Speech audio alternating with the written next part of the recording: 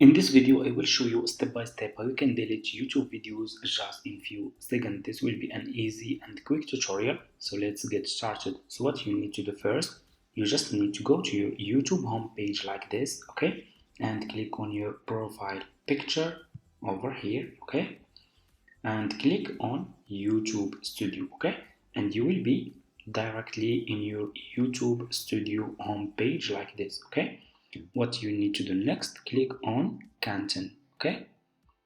And you will be directly in this page over here, okay? And here you will find all your videos that you uploaded to your YouTube channel, okay?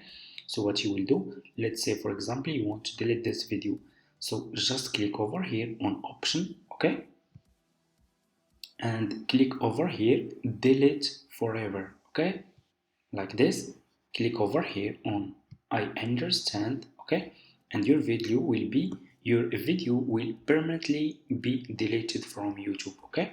Click on delete forever and your video will be deleted.